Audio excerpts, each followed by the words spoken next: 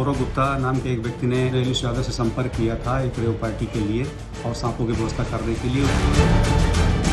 वो सांप अक्सर पहनता है और ये सप्लाई करता है गुड़गांव में और नोएडा में। जितने भी आरोप मेरे ऊपर लगे हैं भाई सारे बेबुनियाद हैं, सारे फेक हैं। मैं पूरा सहयोग करने के लिए तैयार हूँ यूपी पुलिस के साथ। 0.1% भी अगर इस चीज़ में इन्वॉल्वमेंट मिल जाती है तो मैं उसकी जिम्मेदारी लेने के लिए तैयार हूँ।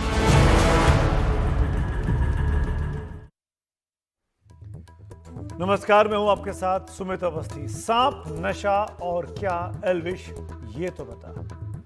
राम राम भाई लोग कहकर अपने वीडियो की शुरुआत करने वाले सोशल मीडिया के इन्फ्लुएंसर एल्विश यादव पर आज हम इस शो में बात करेंगे। और वो ये इसलिए कि ये शख्स जो सोशल मीडिया पर कहता है, करता है, वो सुपर हिट हो जाता है। उसको लाखों करोड़ों व्यूज और लाइक मिलने लगते हैं। लेकिन आज ये शख्स अपने जीवन के सबसे बुरे दौर में आकर कानून के शिकंजे में फंस गया है। अपने आप को सोशल मीडिया पर गर्व से हिंदू कहने वाले एल्विश पर यूपी सरकार ने बहुत ही संगीन और गैर जमानती धाराएं लगाई हैं। एल्विश पर आरोप लगा है कि वो नोएडा, गुरुग्राम में रेव पार्टी के आयोजित करता था और इस तरह की कथित अश्लील पार्टियों में जहरीले सांप का नशा सप्लाई करता था। कानून व्यवस्था को सख्ती से लागू करने वाली यूपी पुलिस की आज की कार्रवाई पर सुबह से ही देश भर में चर्चा चल रही है। सोशल मीडिया के हर प्लेटफॉर्म पर यह खबर किसी न किसी तरीके से ट्रेंड भी कर रही है। अब आपको तफसील से इस खबर के हर पहलू के बारे में एक एक बात बताते हैं। नोएडा में आज सुबह यह खबर आई, यूट्यूबर एल्विश यादव के खिलाफ केस हो गया है। क्या मामला था? नोएडा पुलिस ने और वन विभाग ने एक मिलीजुली कार्रवाई की और इसमें 5 सपेरे गिरफ्तार किए। 5 कोबरा जिंदा सांप और 9 सांप, ये सब जिंदा थे, इन सपेरों के पास से पकड़े गए। सांपों का जहर भी इनके पास से बरामद हुआ। अब यह भी पता चला है कि एल्विश यादव को भी पूछताछ के लिए नोएडा पुलिस बुलाने वाली है। एक एनजीओ ने स्टिंग कर पुलिस से शिकायत की थी। रेव पार्टियों में सांप का जहर, विदेशी लड़कियां लाने का आरोप एल्विश पर लगा है, एल्विश के साथियों पर लगा है। ये पुलिस के पास इस तरह के सबूत सौंपे गए हैं जिसने ये स्टिंग ऑपरेशन किया। जांच के लिए नोएडा की पुलिस ने 3 टीमें गठित कर दी है और एल्विश से भी पूछताछ करने की बात कही जा रही है। अब एल्विश यादव, जो कि सोशल मीडिया पर इतने बड़े इन्फ्लुएंसर हैं, जिनके लाखों करोड़ों फॉलोअर्स हैं, वो कैसे फंस गए? हुआ क्या पूरा मामला, इसको समझिए। एक एनजीओ है, उसने एक स्टिंग ऑपरेशन किया जिसमें नोएडा पुलिस और नोएडा के वन विभाग ने मिलीजुली एक ट्रैप बिछाया, एक जाल बिछाया। नोएडा के सेक्टर 49 थाने में अभी जो एफआईआर दर्ज है, उस एफआईआर में मुख्य आरोपी एल्विश यादव है। राहुल, टीटूनाथ, जयकरण, नारायण, रविनाथ भी आरोपी बनाए गए हैं और ये सब पुलिस के पास अभी उसकी गिरफ्त में है। वन्य जीव संरक्षण की धारा 120 समेत कई गंभीर आरोप लगे हैं और वन्य जीव संरक्षण की जो धाराएं हैं वो गैर जमानती होती हैं। आरोपियों से जब पुलिस ने छापेमारी की, उनको पकड़ा तो 20 मिलीलीटर जहर मिला सांप का। 9 जिंदा सांप भी बरामद हुए। सांपों का जहर सप्लाई करने समेत कई गंभीर आरोप इन सब पर लगे हैं। नोएडा के सेक्टर 51 के बैंक्वेट हॉल में इस पार्टी का आयोजन होना था, जहां पे ये तमाम लोग रंगे हाथ पकड़े गए हैं। पार्टी में सांपों का जहर उपलब्ध कराने का भी आरोप लगा है। नोएडा एनसीआर में दूसरी पार्टियां भी सप्लाई करने और इसी तरह की पार्टियां आयोजित करने का आरोप भी लगा है। रेव पार्टियों में वीडियो शूट करने की शिकायत भी पुलिस को दी गई है। यानी रेव पार्टियां आयोजित की जाए, मस्ती की जाए, उसको शूट किया जाए और शूट कर उसको बाकायदा उन वीडियोस को वायरल करके यूट्यूब के जरिए, फेसबुक के जरिए पैसे कमाए जाए। यूपी के वन मंत्री ने जब इस पूरे मामले में बात बहुत आगे बढ़ गई, उनसे पूछा गया कि आपके वन विभाग ने कार्रवाई क्यों की, तो ये सुनते हैं क्या कहा यूपी के वन मंत्री ने। पीपल्स फॉर एनिमल, पुलिस और फॉरेस्ट डिपार्टमेंट ने एक साथ ज्वाइंट अटैक किया है, ज्वाइंट लोगों को पकड़ा है। एक तरफा 5 लोगों को गिरफ्तार किया है जिनके पास से 9 सांप मिले हैं और वो पॉइजनस हैं और इसलिए हमारे फॉरेस्ट के 1972 वाइल्ड लाइफ प्रोटेक्शन एक्ट के अंतर्गत इन पर कार्रवाई होगी। यूपी पुलिस, नोएडा पुलिस के जो डीसीपी हैं राम बदन सिंह, इस पूरी कार्रवाई जो आज हुई है जिसपे एल्विश यादव का नाम आया, उनको सुनते हैं। देखिए, गौरव गुप्ता नाम के एक व्यक्ति ने थाना 49 में एक FIR दर्ज कराई है, जिसमें उसने ये कहा है कि हमने एलिस यादव से संपर्क किया था एक रेव पार्टी के लिए और सांपों की व्यवस्था करने के लिए। उस पर उसने राहुल यादव नाम के व्यक्ति का फ़ोन नंबर हमें दिया था। उसके आधार पर हमने निम्नलिखित लोगों को जो बुलाया था, जिसमें सपेरे हैं और ये राहुल यादव है, और उस पर फॉरेस्ट की टीम और पुलिस की टीम गई थी तो उनको पकड़ा था। इसमें 5 लोग गिरफ्तार हैं, इनसे 9 सांप बरामद हैं और लगभग 20 ml सांपों का जो जहर है वो बरामद हुआ है। इस पर FIR पंजीकृत कर कार्रवाई की जा रही है। स्टिंग ऑपरेशन था एक एनजीओ का, उसने राहुल यादव नाम के व्यक्ति को फोन किया। स्टिंग ऑपरेशन करने वाले व्यक्ति का नाम है गौरव गुप्ता। गौरव गुप्ता ने राहुल यादव को जो फोन कॉल किया इस रेव पार्टी के आयोजन को लेकर, जो ट्रैप बिछाया, उसमें बातचीत में एल्विश यादव का नाम आया है। हमने इस बारे में वाइल्ड लाइफ और उससे जुड़े कानून को समझने वाले लोगों से भी जानना चाहा कि आखिरकार क्यों यह मामला गैर जमानती है, देश का कानून क्या कहता है। तो हमारे यहाँ भारत में जो भी सांप पाए जाते हैं वो सब वाइल्ड लाइफ प्रोटेक्शन एक्ट मतलब वन्यजीवी रक्षण कानून के अतिरिक्त सारे प्रोटेक्टेड हैं। इसका मतलब ये है कि अगर किसी को भी ये सांप पकड़ना है या इससे विष निकालना है रिसर्च के लिए या तो दवाई तैयार करने के लिए, उनको परमिशन चाहिए होगा चीफ वाइल्ड लाइफ वार्डन से। जो भी हर एक स्टेट में एक चीफ वाइल्ड लाइफ वार्डन होते हैं, उनके ऑफिस के थ्रू परमिशन चाहिए होगा। और अभी तो ये सेंट्रल गवर्नमेंट को भी जाती है। जैसे अगर मुझे कोई रिसर्च करना पड़े सांप के विष के बारे में, वो चीफ वाइल्ड लाइफ वार्डन को मैं एप्लीकेशन डालूंगा और वो सेंट्रल गवर्नमेंट से पूछ के मुझे परमिशन देंगे ये रिसर्च करने के लिए। अगर ये नहीं है, किसी को भी ये परमिशन नहीं है सांप को रखने के लिए या उसका विष निकाल के कुछ भी यूज करने के लिए, तो ये एकदम क्राइम है, वाइल्ड लाइफ प्रोटेक्शन एक्ट के अंदर इलीगल है। और इस चीज को करने के लिए कम से कम 7 साल की सजा हो सकती है और 1 से 3 लाख तक फाइन भी लग सकता है। ये दोनों भी हो सकते हैं। इस बीच एल्विश यादव जो कि जिनको यूपी की नोएडा पुलिस ढूंढ रही है, उनके बारे में कहा जा रहा है कि उन पर मुख्य साजिश उन्होंने की है, मुख्य आरोपी वही हैं। उन एल्विश यादव ने पुलिस के बजाय मीडिया के पास आना सही समझा और अपना एक वीडियो, जैसे कि वो यूट्यूबर हैं, एक वीडियो अपनी सफाई में जारी किया। सुनते हैं। जितने भी आरोप मेरे ऊपर लगे हैं भाई, सारे बेबुनियाद हैं, सारे फेक हैं, 1% भी इनमें सच्चाई नहीं है। मैं पूरा सहयोग करने के लिए तैयार हूँ यूपी पुलिस के साथ, और मैं रिक्वेस्ट करूँगा यूपी पुलिस को, पूरे प्रशासन को, माननीय मुख्यमंत्री जी योगी आदित्यनाथ जी को, कि मेरी 1% भी 0.1% भी अगर इस चीज़ में इन्वॉल्वमेंट मिल जाती है तो मैं उसकी जिम्मेदारी लेने के लिए तैयार हूँ। मेरे साथ मेरे सहयोगी मुकेश जुड़ रहे हैं इस वक्त, जो सुबह से इस कहानी को फॉलो कर रहे हैं। मुकेश सिंह सेंगर। मुकेश, एल्विश कह रहे हैं कि मदद करने को तैयार है, नोएडा पुलिस कह रही है कि हम पूछताछ के लिए बुलाएंगे। कहां तक जांच पहुंची? करीब 10 घंटे हो गए मामला खुले हुए, अभी तक क्या क्या हुआ है?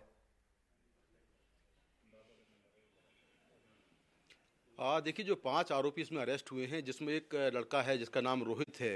दरअसल जो गौरव गुप्ता हैं, जो PFA से जुड़े हुए हैं, उन्होंने अपनी शिकायत में ये कहा है कि सबसे पहले उन्होंने एल्विश यादव को ही फ़ोन किया था, क्योंकि उनके बहुत सारे वीडियोस उन्होंने सोशल मीडिया में देखे थे जिसमें वो सांपों के साथ नज़र आ रहे हैं।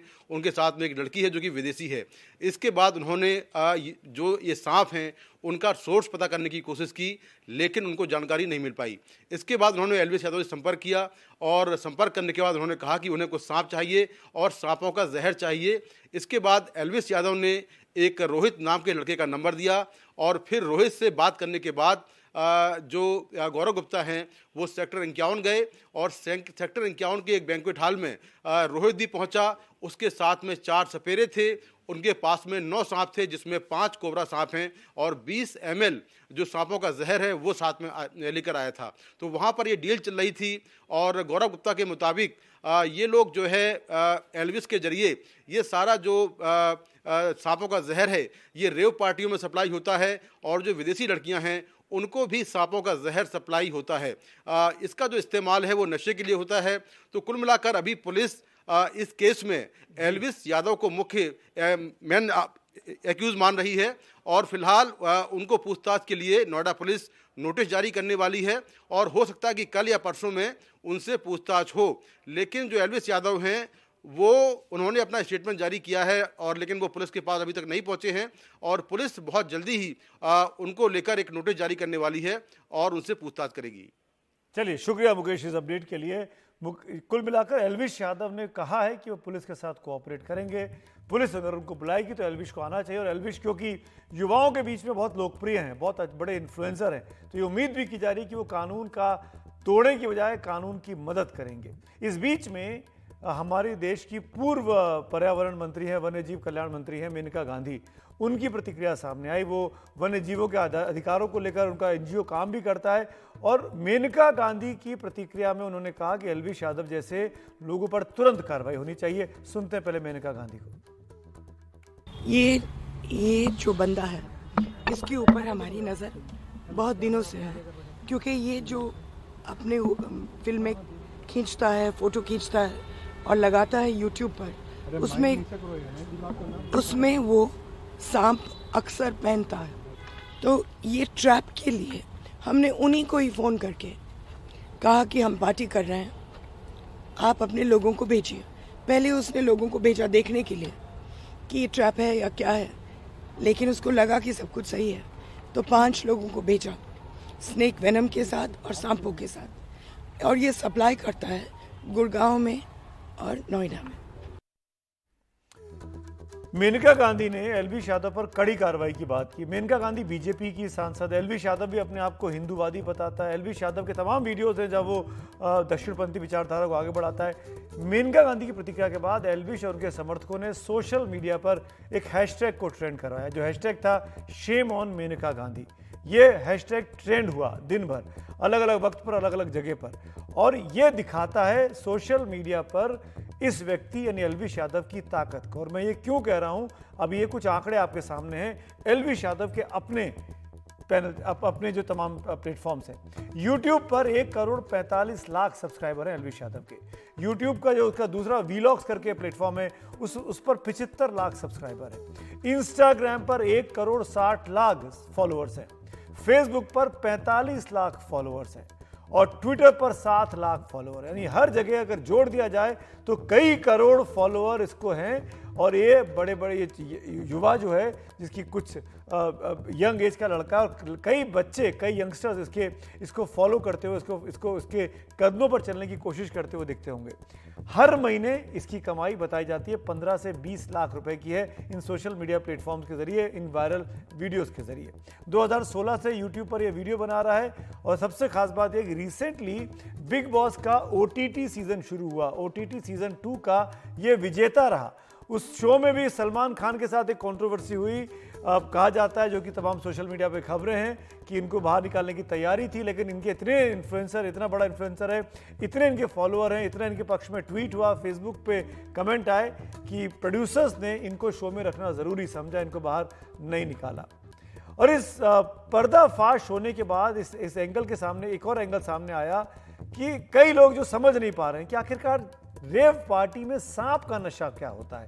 क्योंकि हम तो ये जानते हैं कि सांप के काटने से, सांप के जहर से आदमी की मौत हो जाती है, पर ये सांप का जहर खाकर या सूंघकर कैसे नशे में धुत हो सकता है कोई व्यक्ति। सांप के नशे में, सांप के विष में ऐसा क्या होता है, बता रहे हैं जाने माने डॉक्टर एम वली। कलेक्टिवली इसको हम वेनम कहते हैं, जिससे शब्द बना है एंटी वेनन, तो वेनिन होता है वेनम। और ये 3 तरह का होता है। इसमें एक जो ड्रग एब्यूज की तरह यूज होता है, वो न्यूरोटॉक्सिक पार्ट ऑफ वेनम होता है, जो कोबरा में खास तौर से होता है। और जो दूसरे 2 टॉक्सिक सब्सटेंसेस होते हैं, वो हीमेटोजेनस टॉक्सिन होते हैं और साइटोटॉक्सिन होते हैं, जो मसल्स पे एक्ट करते हैं और ब्लड पे एक्ट करते हैं। आपने देखा होगा सांप के कांटे से नाक से खून आ जाता है, तो वो ब्लड पे एक्ट हुआ, और हार्ट अटैक हो गया, किसी को सडन डेथ हो गई, तो वो साइटोटॉक्सिक हो गया, हार्ट पे चला गया।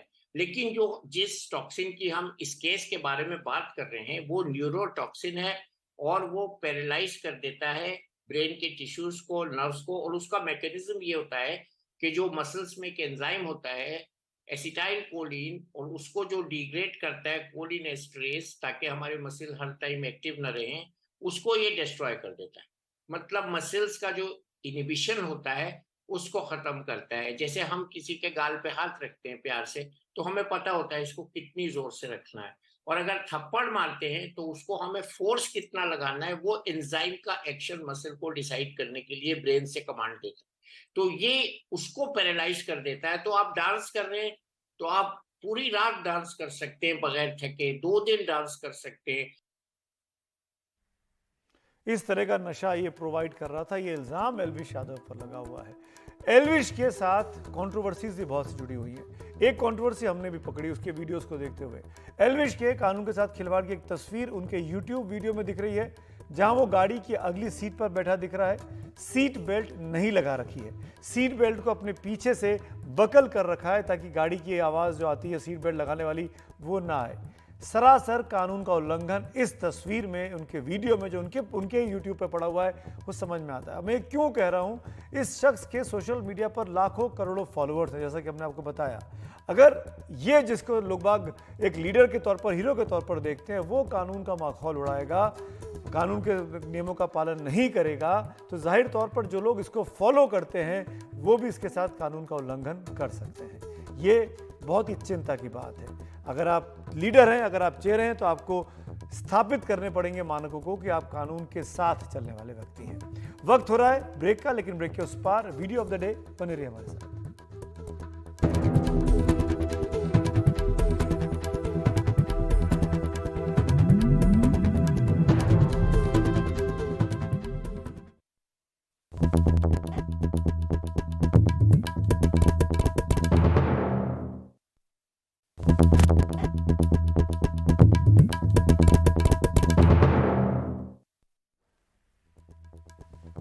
और अब आ रही है वीडियो ऑफ द डे की। आपने चौड़ी सड़कों पर बड़ी बड़ी गाड़ियां चलती देखी होंगी, लेकिन आज हम आपको ऐसी तस्वीर दिखा रहे हैं वीडियो ऑफ द डे में।